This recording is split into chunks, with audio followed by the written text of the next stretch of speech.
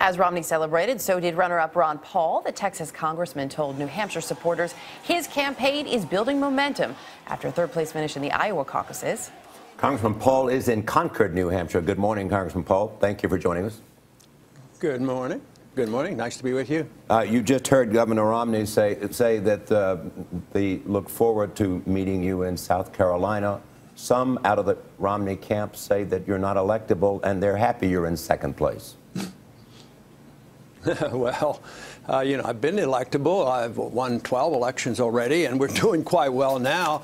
It's amazing that I do so much better than those other candidates that are all electable. They're all in fourth, fifth, and sixth place, but they're all electable. But I come in second or third, and all of a sudden people say, oh, he's not electable. I don't know how that adds up.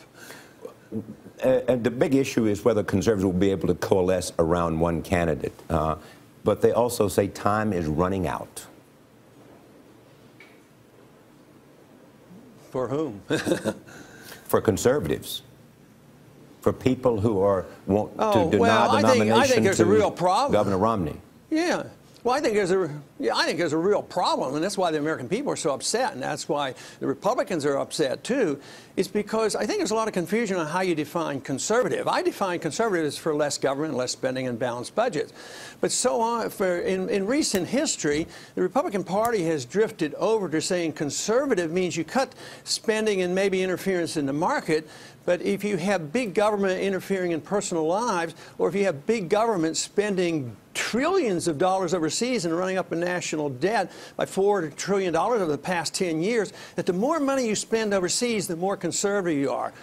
That doesn't even add up. It doesn't make sense. So I think what's happening is the American people are waking up. It's not just conservative Republicans. It's the independents where I do so well, and I got a lot of Democratic vote, too. But so you know what they're saying. This debt is a problem. Congressman Paul, you know what they're saying, that as conservatives continue to fail to coalesce, they are simply making it easier for Governor Romney to get the nomination. Yeah, but what if you coalesce with big spending and you elect somebody like that and you do the big spending? This is what we've done. When we've had the House and the Senate and the presidency, we coalesced and we increased the debt, and we increased the spending. We doubled the size of the Department of Education. We passed No Child Left Behind. We passed Sarbanes-Oxley. Why should we coalesce behind conservatives who aren't conservatives? They're just big government conservatives. That's why there's frustration out there, and that's why people have started the Tea Party movement. So I don't know why people don't understand this. Well, looking at Congressman and how fractured it may appear to some people, can there be any sort of a coalition among for a Republican candidate? Let's leave the conservative issue outside of it. Can the Republican Party come together on one message? Well, obviously, and that's what we're doing.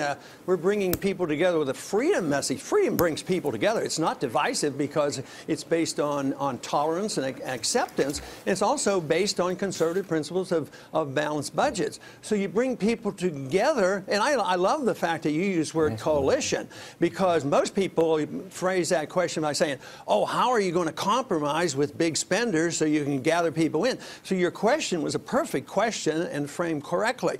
You want to build coalitions because different people want limited government for different reasons. But if you want limited government in economics but not on personal liberties, you lose out on it. And if we don't address the empire and the spending overseas and the occupation, today it was announced Obama's in getting troops involved in another country in Africa. I mean, and Congress says nothing. This is what the people are disgusted with, going to war without the people's permission through the Congress. And I think they're pretty darn annoyed. Thank you very much, Congressman Paul. Look forward to seeing you as well on the campaign trail. Thank you very much.